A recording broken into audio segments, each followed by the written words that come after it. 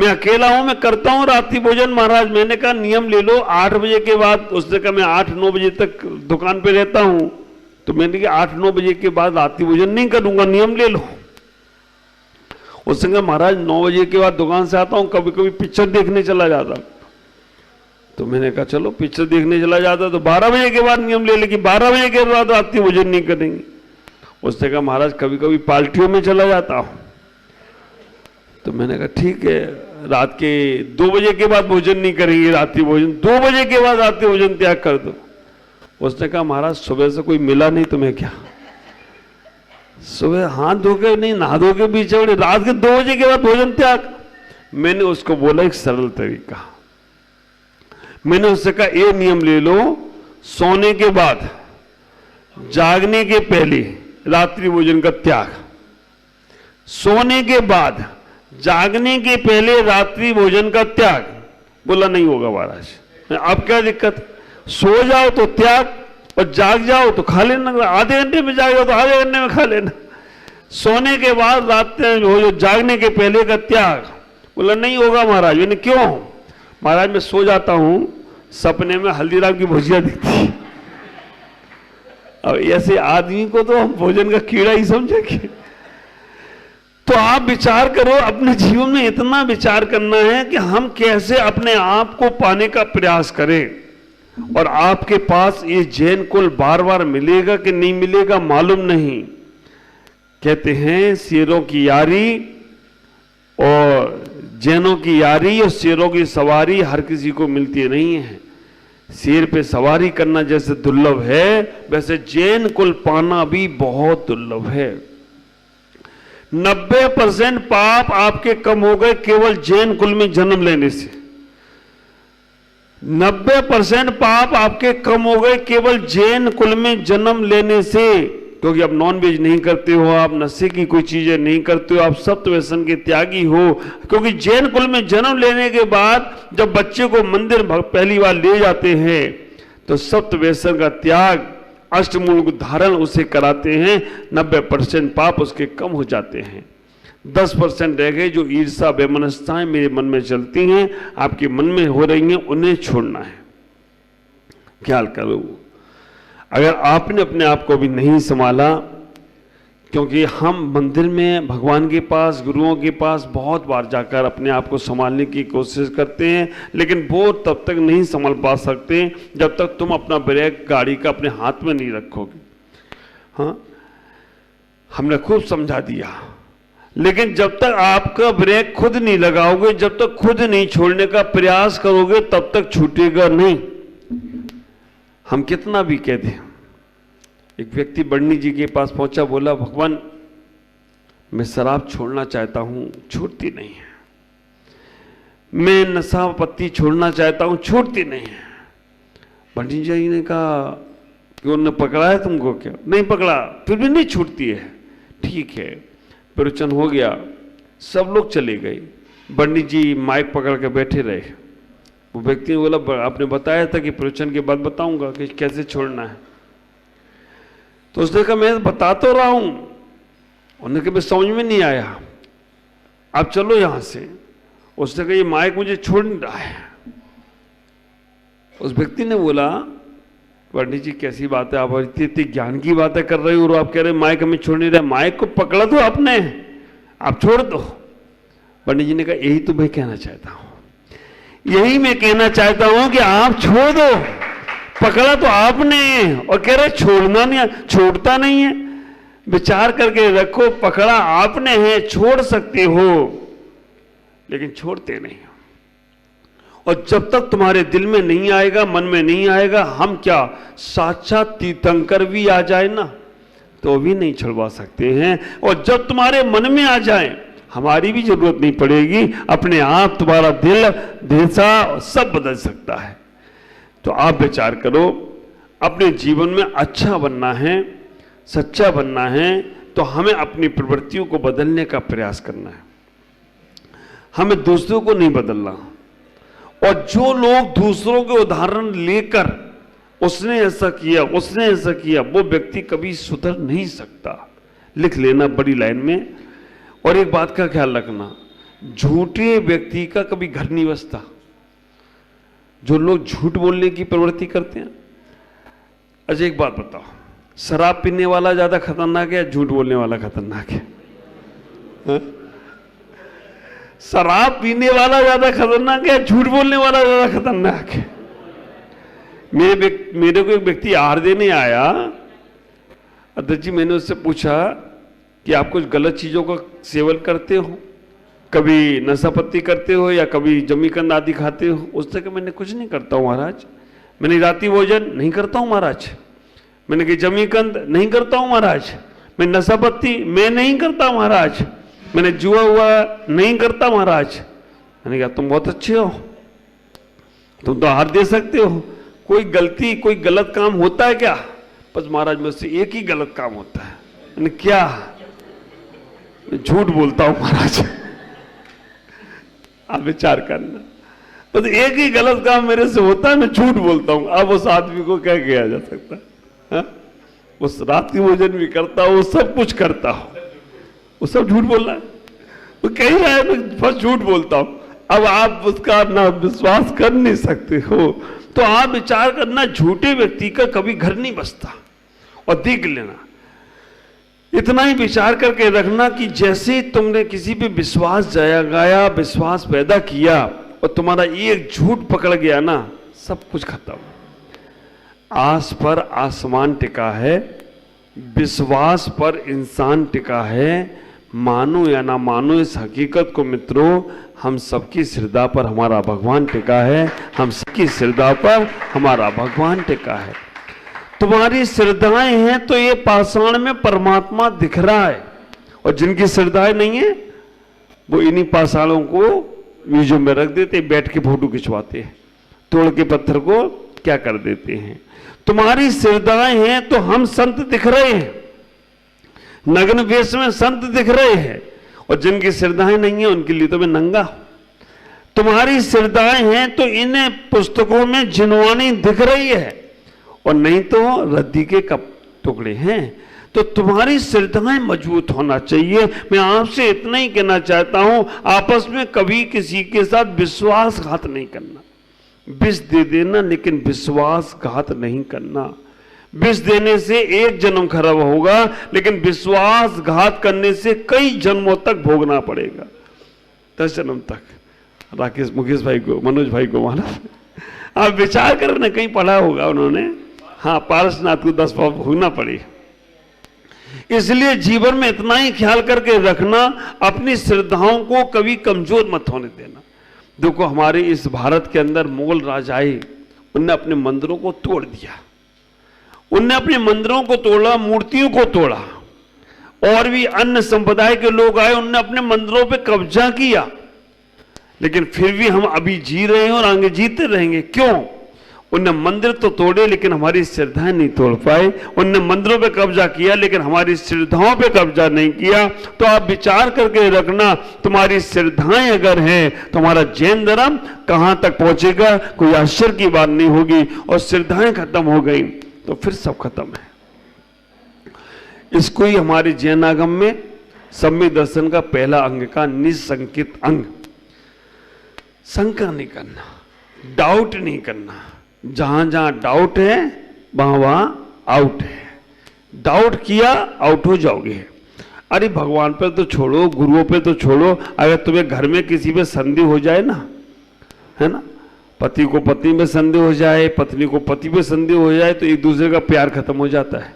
बस संदेह की निगाह से देखे जाते हैं, कहाँ गए थे, किन से बात कर रहे थे, इसमें ही उनका पूरा दिमाग लगा रहता है। तो हमें इतना ही विचार करना है, अपने जीवन को एक छोटा सा जीवन मिला है, इसमें श्रद्धाओं से भरकर जियो। हमसे नहीं हो पा रहा है कोई काम, कोई बात नहीं। हमारे आचार्य इतने ज्यादा करुणा के धनी थे, करुणा के सागर थे, उन्होंने लिख दिया, जब सक्कई तम की दे, शक्ति जितना होता करो, उसके बाद श्रद्धा धरो। कीजिए शक्ति प्रमाण, शक्ति बिना श्रद्धा धरो। तुम पे नहीं हो रहे हो पास, कोई बात नहीं। तुम पे नहीं छूट रहा है रात्रि भोजन, कोई बात नहीं। तुम पे नहीं पानी छान पा रहे हो, कोई बात नहीं। लेकिन श्रद्धा तो करो कि हाँ हम गलत कर रहे हैं, हमें पानी छानकर ही उपयोग में लाना चाहिए। हमें गलत का एहसास होने लगे कि हमसे ये गलत प्रवृत्ति हो रही है, तो आप विचार करके रखना, जब भी हमारा पुण्य जगेगा, पुण्य से ही क्रियाएं होगी। पापी की क्रिया पापी से होती है, पुण्यवान की क्रिया पुण्य से होती है। जब भी हमारा पुण्य बढ़ेगा तो हम उस क्रियाओं को करने के लिए अग्रणीय हो जाएंगे। हमें मन तो बनाने का प्रयास करो, हमें जानकारी जरूर होना चाहिए। ख्याल करो, अभी महाराज जी कह रहे थे कर्म, शुभ कर्म और अशुभ कर्म। आप अपने भावों पर डिपेंड होने का प्रयास करो, क्योंकि अगर तुम्हारा भाव अच्छा है तो अशुभ क्रिया भी शुभ का फल देगी, और तुम्हारे भाव खराब हैं तो शुभ क्रिया भी अशुभ का फल देगी। ख्याल करो, जैसा मन में होगा ना वैसा ही होने वाला है। पूजा में पढ़ते हो ना, मन में होई सो और वचन में होई सो, रोज पढ़ते हो। तो हमें कब सबसे पहले भाव, मन चंगा तो सब मालूम है, आप विचार करके रखना, सब पता है। तो मन के कंट्रोल को करने का प्रयास करो। मन अच्छा है और आपसे गलत प्रवृत्ति भी हो रही है तो भी फल, मां अपने बच्चे को मारती है, कहती है मर जाए तो अच्छा है। दिल से कह रही क्या, ऊपर से कह रही है। आप विचार करना, इसलिए उसे पाप लगता नहीं। अब 9 ग्रह है, सूर्य चंद्र मंगल बुध गुरु शुक्र शनि और रवि राहु केतु। अब तुम ग्रहों के चक्कर में परेशान हो रहे हो कि भाई एक ग्रह परेशान कर रहा है, वो ग्रह परेशान कर रहा है, कहीं ज्योतिष के पास जाओ, कहीं वो ज्योतिष के पास जाओ। और मैं हमेशा कहता हूं कभी ज्योतिष के पास जाना नहीं। ज्योतिषी को, वास्तु वाले को, तंत्र वाले को देखो तो बगल से रास्ता निकाल लेना, इनके पास जाना मत, क्योंकि ये कभी कभी हंसते खेलते जीवन को भी बर्बाद कर देते। लेकिन अब तुम बर्बाद हो ही चुके हो तो जाओ इनके पास, जो उपचार बताएं वो करना है। लेकिन हमारे जिनागम में सब कुछ है, आप ख्याल करना। 9 ग्रहों की बाधा में वैसे तो 24 तीर्थंकर ही हमारे, कोई भी ग्रह को वैसे ग्रह लगती उसी को है, जिसको ज्यादा परिग्रह है उसके पास ही सारे ग्रह है, जिस पे ज्यादा परिग्रह है उस पे ही सारे ग्रह है। हम साधुओं को एक भी ग्रह नहीं लगता है। कभी देखा कोई साधु ने कि भाई ये सूर्य ग्रह की अंगूठी, चंद्र ग्रह की अंगूठी पहने घूम रहे हो? तुम लोगों को इस सूर्य ग्रह का बता दिया, ये बता, सारे ग्रह तुम्हें लगेंगे। और आपसे मैं कह रहा हूं, अगर ग्रहों से बचना है तो परिग्रह कम कर दो, तो ग्रह से बच जाओगे। अब जीएसटी किसको लगती है? जीएसटी किसको लगती है? आप विचार करके रखना, जिसके पास जीएसटी तीनों अक्षर बोल रहे हैं, जी माने घर, एस माने संसार। अगर जीएसटी से बचना है तो जीएसटी हम लोगों पे नहीं लगती। क्यों? कि जी माने घर, एस माने संसार और टी माने त्याग। हमने घर संसार का त्याग कर दिया, हम पे कोई जीएसटी लगने वाली नहीं है। और आप लोग इनमें लगे हुए हो तो जीएसटी भी लगेगी। ख्याल करो, एक सबसे अच्छा तरीका मुझे मालूम है, 9 ग्रहों की बाधा से बचने के लिए कोई भगवान का जाप नहीं करो, कोई मंत्र नहीं करो, कोई रत्न नहीं पहनो, मेरे एक तरीकों को अपना लो। अगर सूर्य ग्रह तुम्हें परेशान कर रहा हो तो अपने पिता की सेवा करो। सूर्य ग्रह परेशान कर रहा हो तो अपने पिता की सेवा करो, पिता को खुश रखो। अगर चंद्र ग्रह परेशान कर रहा हो तो अपनी मां की सेवा करो, मां को खुश रखो। मंगल ग्रह परेशान कर रहा हो तो अपने भाई की सेवा करो, भाई को खुश रखो। बुध ग्रह परेशान कर रहा हो तो अपनी बहन को खुश रखो, बहन की सेवा करो। गुरु ग्रह परेशान कर रहा हो तो अपने गुरु की सेवा करो, गुरु के पास आदर्श बनकर रहो। शुक्र ग्रह परेशान कर रहा हो तो पति पत्नी को खुश रखे, पत्नी पति को खुश रखे, शुक्र ग्रह परेशान कर रहा हो। शनि ग्रह परेशान कर रहा हो तो अपने कर्मचारी को खुश रखो, शनि ग्रह परेशान करे तो कर्मचारी खुश करो। राहु और केतु परेशान करते हो तो अड़ोसी पड़ोसी को खुश रखो, घर के आसपास में जो रहते हैं उन्हें खुश रखो। अब जब सब खुश हो जाएंगे तो कौन सा ग्रह तुम्हारा बाल बांका करेगा, ये बताने का प्रयास करो। आप विचार करके रखना, माँ भी खुश, पिता भी खुश, भाई भी खुश, बहन भी खुश, कर्मचारी भी खुश, गुरु भी खुश, पति पत्नी भी खुश, अड़ोसी पड़ोसी भी खुश, फिर कौन तुम्हें करेगा परेशान? सारे यही लोग तो परेशान करने वाले हैं, इनकी तुम सेवा करने लगो। ग्रह भी कहेगा भैया इसके पास नहीं जाना क्योंकि इसके पास तो कोई दिक्कत है, और तुम सारी जापे करते रहो और इनको दुखी करना। ग्रह भी हाथ जोड़ के चला जाएगा, भाई मैं इस घर में शांति लाने वाला नहीं, क्योंकि एक घर में रोज झंझट करता है, घर में रोज लड़ाइयां करता है, तो मंदिर में आकर शांति मिलने वाली नहीं है। जो लोग घर में लड़कर आते हैं ना, विचार करके रखना, मंदिर से भी वो लड़कर ही जाएंगे। घर से लड़के आएंगे, अब गुस्सा कहाँ निकले, तो मंदिर में भी झंझट करेंगे। तू मेरी चटाई पे क्यों बैठा, तू मेरे सामने क्यों खड़ा हो गया, तो जोर से क्यों बोलता है, ये झंझट ही रहेगी। पहले परिवार, फिर पड़ोसी, फिर परमात्मा। पहले परिवार को खुश करो, परिवार को खुश ऐसे करो कि थोड़ा सहना सीखो, थोड़ा कहना सीखो और थोड़ा रहना सीखो। जो सहता है वही रहता है। और आप विचार करना, परिवार में अगर आपके अंदर आत्मीयता है, बड़ों की विनय, छोटों को प्यार, इससे ही होता है जीवन का उद्धार। तो घर में समता भाव धारण करो। कोई ज्यादा ही बोल रहा है, अपने को मालूम है इसका स्वभाव ऐसा है, अच्छा भी बोलो तो खराब बोलेगा, अपन वहां से बच जाओ, निकल जाओ, तभी तुम्हारे जीवन का सार्थकता होगी। इतना ही है, मंदिर में आओ, भगवान से इतना ही कहना, भगवान मुझे आप जैसा बनना है। अपने भावों को, परिणामों को निर्मल करो, तभी तुम्हारे जीवन का कल्याण होगा। इतना ही विचार करना कि आप अपने जीवन को बहुत, क्योंकि ये मानव जन्म जो मिला है बहुत आनंदित है, और इससे ज्यादा आनंद जब तुम अपने आप में डूबोगे ना, जब अपने आप में लौटोगे। मैं तो कहूंगा भगवान की पूजा कम करके अपने ध्यान में बैठ जाओ आकर, बस सब भगवान आप जैसे हो, हम जैसे हैं, एक ही जैसे हैं, आप में और भगवान में कोई अंतर नहीं है। ऐसा भाव अगर आपका आता चला गया तो आपका जीवन बहुत बहुत मंगलमय होगा। आज इतना ही। ओम नमः, जय गुरुदेव।